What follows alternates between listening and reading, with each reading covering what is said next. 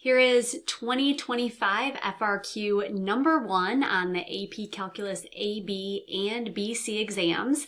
And for this question, you can use a calculator, so get those calculators ready. And I love how in this problem, they let you know, note your calculator should be in radian mode. That's a great reminder.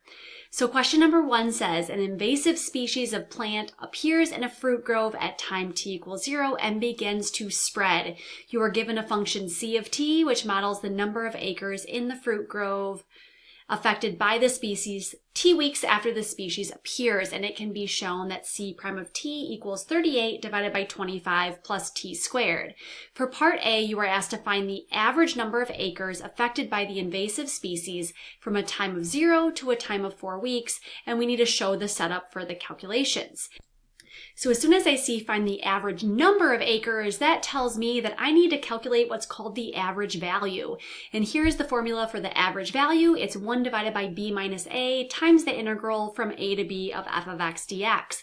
And in our problem, the value of 0 is going to be our a value, and the time of 4 is going to be our b value. So when I plug those numbers into the integral, I would have 1 divided by 4 minus 0 times the integral from 0 to 4 of our function in this problem, which is c of t dt.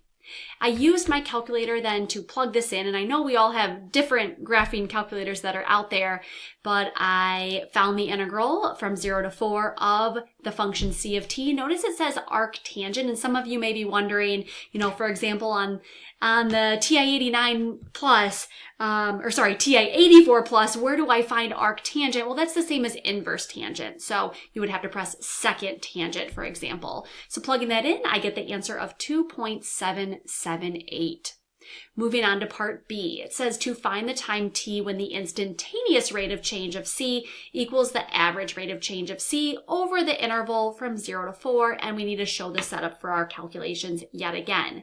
So as soon as I see instantaneous rate of change of c, I know that means the derivative of c, and luckily that's been given to us. And I need to find where that equals the average rate of change. Now, average rate of change of c from 0 to 4 would be c of 4 minus c of 0 divided by 4 minus 0. Therefore, I'm trying to find when c prime of t, which is given to me, 38 divided by 25 plus t squared, is equal to the average rate of change that I just went over. And now again, you can use your calculator for this question, so I would never find it by hand. I want to show you what I did in the graphing calculator to find this. So this is a TI-84 plus calculator. So when the y1, I put the c of t function, I used x's instead of t's.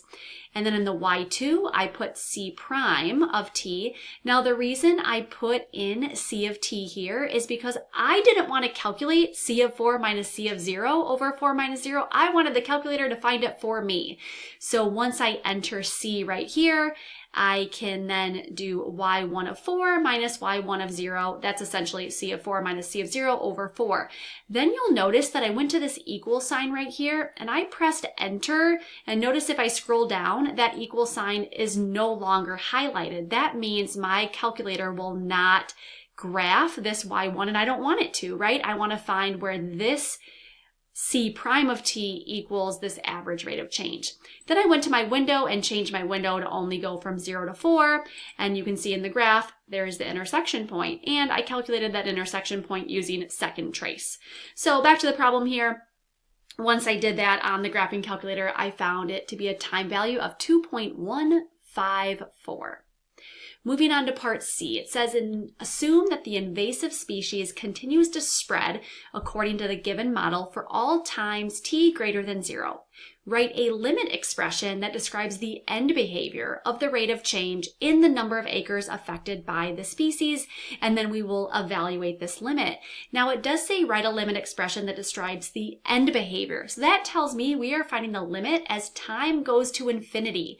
And it says of the rate of change, so I know that means to find the limit of our c prime of t function. From here we need to evaluate this limit. The way that I would evaluate this limit is think about plugging in infinity right here for time. Then I would have 38 divided by 25 plus infinity squared. Essentially, I would have 38 divided by a huge number, and anytime we have a finite number divided by an enormous number, that limit would equal 0. Finally, part D. At time t equals 4 weeks after the invasive species appears in the fruit grove, measures are taken to counter the spread of the species, and the function a, defined by this function given a of t, models the number of acres affected by the species over the time interval from 4 to 36. We need to find at what time between 4 and 36 does a attain its maximum value. As soon as I see a problem where we need to find the absolute maximum value or absolute minimum value, I know that means we need to use the candidates test. In the candidates test, we are testing the possible candidates where your maximum value can occur. And the only places where your absolute maximum can occur are at endpoints, which in this problem are 4 and 36, or critical points. So next I need to calculate where are my critical points. Critical points occur when the derivative of the function you're trying to maximize or minimize equals 0. So in this case, where a prime of t equals 0. So next I need to find a prime of t. So if I take the derivative of my function a of t, I first need to find the derivative of this, which is c prime of t, and then I need to take the derivative of this integral. The way you take a derivative of an integral is you take this upper bound, this upper limit of t, and you replace x with this upper bound. And the lower bound does have to be a constant. And so we were going to replace the x with a t, and then we have to multiply by the derivative of the upper bound, which is just times 1. So that doesn't need to be taken into consideration here.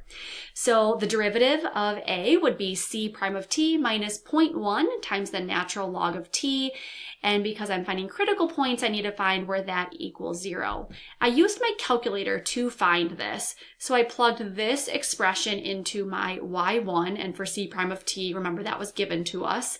And then I typed 0 into my y2, and I found where these two functions intersected. And that occurred at a time value of 11.4417. So that is my only critical point. So now I can head to make a table, and I make a a of t table. And once again, I'm testing my endpoints of 4 and 36 and also my critical point of 11.4417. I am plugging this into the a of t function that is defined.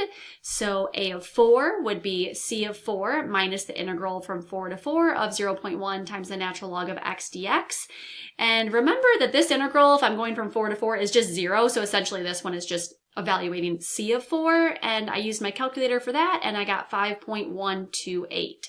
So let's do the same with 11.4417. That was our critical value.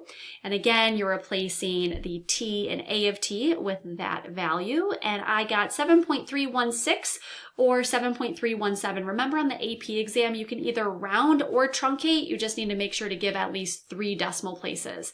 And then the same with 36.